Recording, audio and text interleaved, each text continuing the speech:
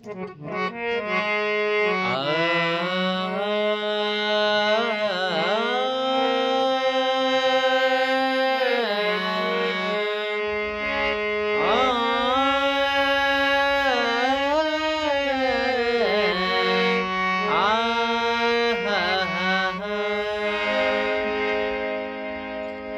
बहुत ही भोजपुरी के भरत शर्मा का पुराना गाना गाया हुआ है, हारमोनियम पे प्रैक्टिस कर रहे हैं।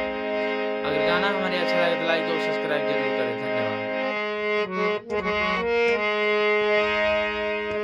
कि जब से गवानवा के दिनवा धराइल, रतिया न नींद आवे देह पियराइल। जब से गवानवा के दिनवा धराइल, रतिया न नींद आवे देह पियराइल। जब से गवानवा के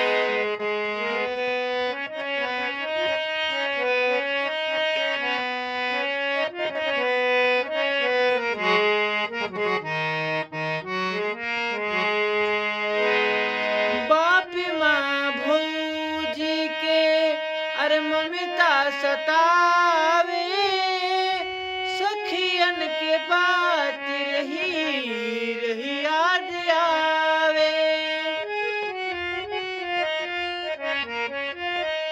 हाँ हाँ बाप माँ भौजी के ममता सतावे, सखियन के बात रही रही याद आवे।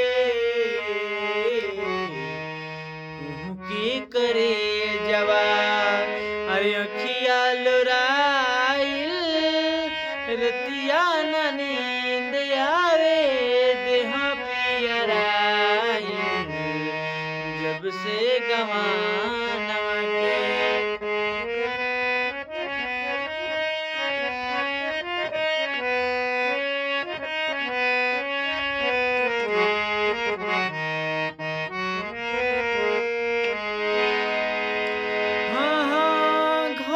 परिवार रोवे रोवे गाँव टोला, मोर करनी के चर्चा घर घर होला। हाँ हाँ घर परिवार रोवे रोवे गाँव टोला, मोर करनी के चर्चा घर घर होला। तो जीवन कुछ याद रहल अचके भुलाइल, रतिया न नींद आवे देह पियराइल। जब से गवानवा के दिनवा धराइल, रतिया न नींद आवे देह पियराइल। जब से गवानवा के